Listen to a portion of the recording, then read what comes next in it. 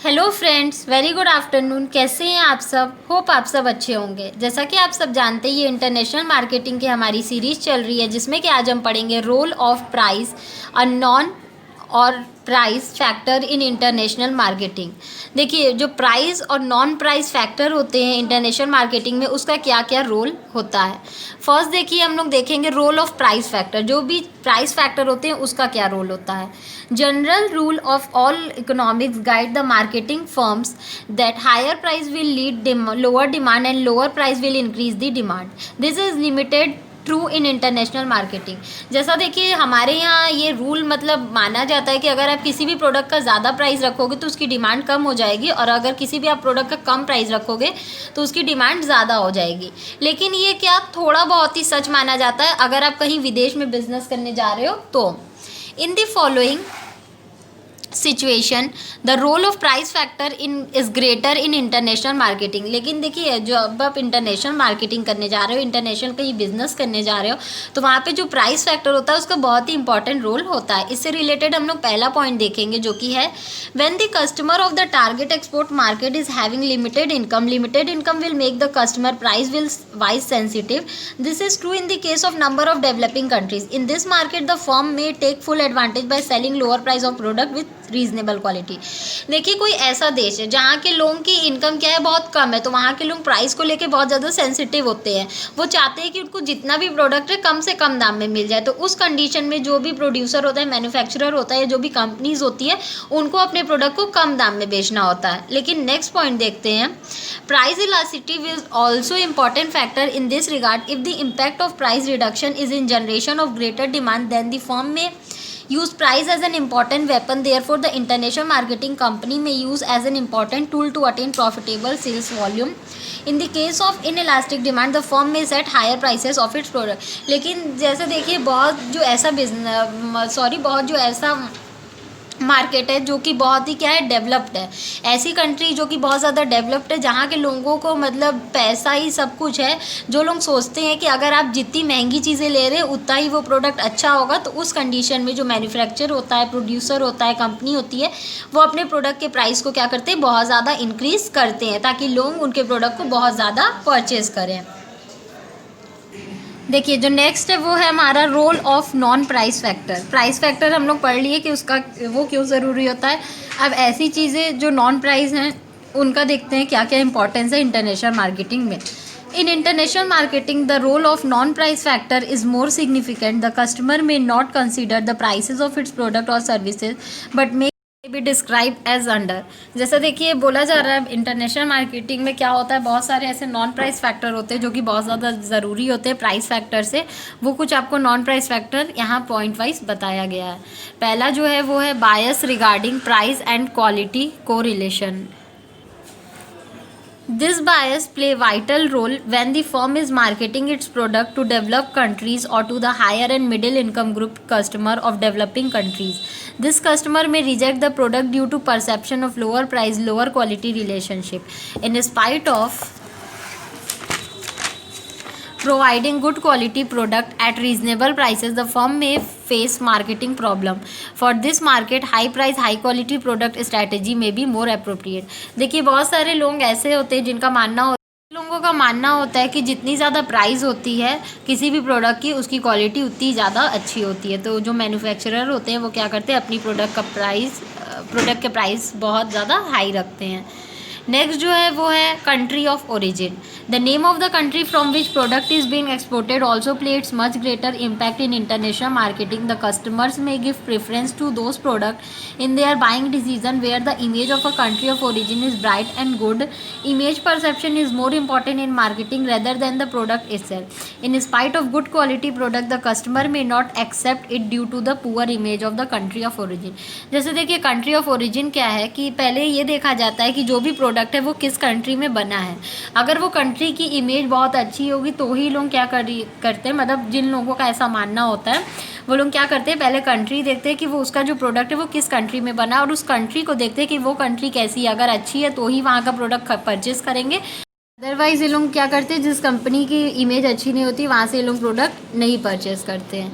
Next जो है वो है आपका ब्रांड इमेज। ब्रांड इमेज देखिए क्या है, brand image of the product of international marketing company में B great source of motivation for customers across the world in their buying decisions. This requires super quality continuous improvement in quality and carefully designed aggressive advertising campaign. It may take many years to create favorable brand image for its product for an individual firm. Brand image of Sony, Philips, Ford, Coca-Cola, Pepsi, Intel, IBM, Mercedes, Volvo, Nestle, Titan, Tata Tea, LG, Samsung, etc. is altogether different. Brand image paved the way for creation of brand loyalty. When the firm is successful in getting brand loyalty, it may enter into non-price competition because customer is attached with a specific brand and can ignore higher prices. ठीक है, देखिए जो brand image था उसमें मतलब ऐसा बोला जा रहा है कि जो भी एक प्रोडक्ट होता है अगर उसका ब्रांड इमेज बहुत ही ज़्यादा अच्छा हो जाता है, उसकी ब्रांड बहुत ज़्यादा अच्छी होती है, उसके प्रोडक्ट बहुत ज़्यादा बिक रहे होते हैं, लोगों को बहुत अच्छा लगता है, तो लोग क्या करते हैं, ज़्यादा से ज़्यादा उस ब्रांड के प्रोडक्ट को प्रीफर करते हैं, चाहे वो जितना भी महंगा हो। 4 जो है वो आपका है product differentiation. With the help of sound research and development, if the firm has developed significant differences in its product in comparison to its competitors, then customer will not mind high prices. There are a number of areas where a firm can make significant difference in its product, such as feature, design and operational efficiency. देखिए कभी कभी क्या होता है, अगर आप अपने product को कॉम्पिटिटर के प्रोडक्ट से थोड़ा सा भी अलग बना देते हैं, भले उसका प्राइस ज़्यादा आप रखेंगे, लेकिन क्या होता है कस्टमर आपके ही प्रोडक्ट को प्रेफरेंस देगा। क्यों? क्योंकि आपकी प्रोडक्ट क्या है, कॉम्पिटिटर के प्रोडक्ट से अलग है थोड़ा। नेक्स्ट जो है वो है speed of delivery. Sometime the importing firm may want quick delivery of its order due to several reasons. In this case, the exporting firm will be able to get order when it is in the position of quick delivery in spite of higher price from the normal market price. जैसा देखिए कभी कभी क्या होता है, बहुत सारी ऐसी कंपनियां होती हैं जिनको माल तुरंत चाहता है, ठीक है। अगर ऐसी कंपनी में जो एक्सपोर्टिंग फर्म है यानी जो अपने माल को दूसरे जगह बेचती है, वो क्या करेगी, अगर स्पीड ऑफ डिलीवरी मतलब डिलीवरी बहुत जल्दी प्रोवाइड करेगी, भले ही थोड़ा ज़्यादा प्राइस लेगी, तो वो जो कंपनी होती है, इम्पोर्टिंग फर्म होती है, वो क्या करेगी, इसी के प्रोडक्ट को प्रेफरेंस ज़्यादा देगी। नेक्स्ट जो पॉइंट है वो है आपका कैपेसिटी ऑफ बल्क सप्लाई। ठीक है, कैपेसिटी ऑफ बल्क सप्लाई का मतलब देखिए, capacity of bulk supply is another important non-price factor in international marketing. International marketing companies having vast operation and turnover in number of countries give preference to those firm having capacity to supply big order. ठीक है, capacity of big supply का मतलब क्या है कि ऐसी company जो कि मतलब इतनी एबल है कि वो बहुत लार्ज क्वांटिटी में अपने प्रोडक्ट को प्रोड्यूस करती है और उसको सप्लाई करती है, तो बहुत सारी कंपनियां उसी को प्रेफर करती हैं। It provide economics help to them in getting uniform quality product. The administrative work also becomes rather smooth because it is better to deal with few firms in comparison to number of firms. Supplying limited product, ठीक है, जैसा ऐसा माना जाता है कि बहुत सारे आप फर्म से मतलब डील कर रहे हो, तो उससे अच्छा है आप कुछ ही फर्म से डील करो जो कि एक ही तरीके का प्रोडक्ट क्या करते हैं, सेल कर रहे हैं। नेक्स्ट जो है वो आपका firm remains ready to pay high prices in international marketing if they are getting bulk supply. जैसा देखिए बहुत सारी ऐसी कंपनियां भी होती हैं, वो बोलती हैं कि मैं आपको मतलब हाई प्राइसेस ज़्यादा प्राइस भी देने के लिए मंजूर हूँ अगर आप मुझे बल्क में सप्लाई देंगे तो। नेक्स्ट जो पॉइंट है वो है आपका type of product. Type of product का मतलब है in consumer goods prices may play some role in global marketing. In case of industrial products super quality arms and precious item, the customer requirements from the product will be totally different. In the buying decision of our product, the price consideration will shift in lower agenda.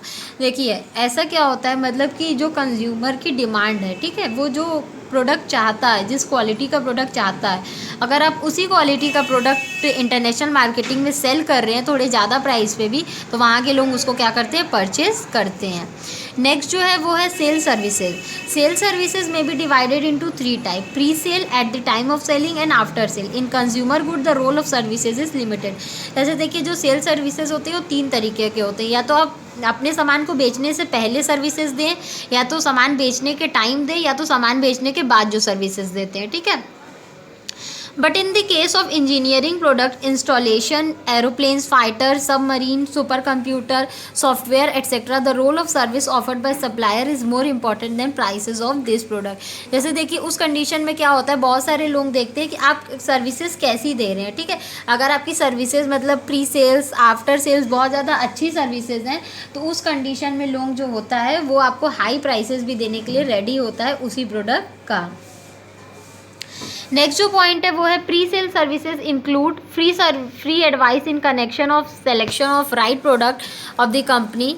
Customer may buy wrong product in the lack of proper knowledge. Pre sale services का मतलब क्या होता है, आप जो भी सामान खरीदने जा रहे हो उसके पहले क्या करेगा, जो भी आपका मतलब दुकानदार है वो आपको एडवाइस देगा कि आप ये प्रोडक्ट खरीदिए, आपके लिए आपके अकॉर्डिंग ये प्रोडक्ट अच्छा है और ये प्रोडक्ट क्या है, ख़राब है। उसको बोलते हैं pre sale services.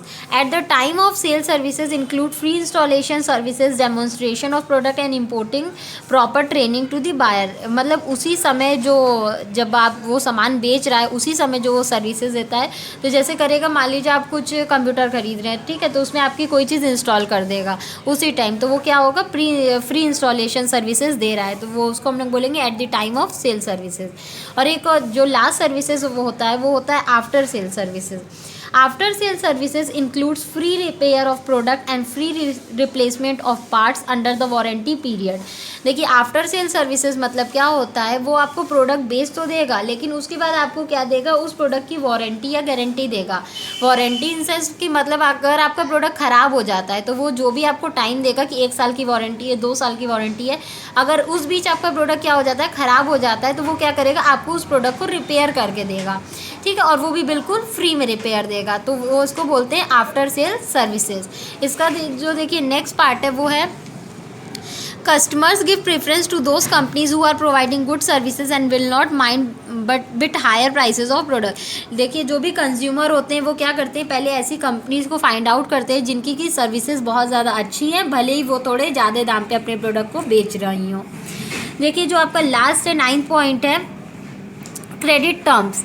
Credit terms also play important role in public and private buying of industrial houses in the developing countries.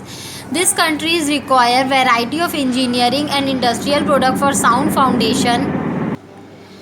Preference will get those international firms who are offering attractive credit terms in relation to maximize payment period, simple condition and lesser rate of interest. Buyer may ready to pay bit higher prices because in the longer payment schedule sometimes the proportion of interest may be higher than the original price of the product, but due to poor repaying capacity longer payment schedule is preferred. देखिए credit terms क्या होता है, लोग ज़्यादा से ज़्यादा ऐसी कंपनियों को प्रेफर करते हैं जो कि अपने माल को उधार में देती हैं या EMI बेसिस पे देती हैं। मतलब आप क्या करो, ये उनके प्रोडक्ट को यूज़ तो कर सकते हो और उसका पैसा आप क्या करेंगे, धीरे धीरे करके पे करेंगे। तो अगर कोई भी कंपनी जो क्रेडिट टर्म्स में अपने प्रोडक्ट को सेल करती है तो लोग कंज्यूमर जो होते हैं ऐसी कंपनीज के प्रोडक्ट को ज़्यादा प्रेफर करते हैं। देखिए इसका हमारा इस टॉपिक का लास्ट पॉइंट है जो कि है quick settlement of claims. Marketing companies evolve a specific mechanism to address disposal of claims. In international marketing, the buyers give more weightage to those companies having quick settlement of claims.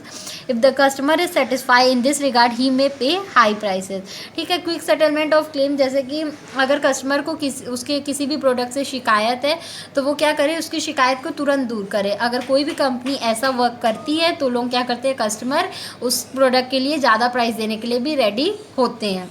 Hope आपको ये video समझ में आया होगा। फिर भी किसी को कहीं कोई भी प्रॉब्लम हो तो आप मुझे कमेंट सेक्शन में कमेंट करके पूछ सकते हैं। Thank you so much. Please like, subscribe and share my channel. किसी को भी नोट्स चाहिए तो मेरा डिस्क्रिप्शन बॉक्स चेक कर सकता है। Thank you.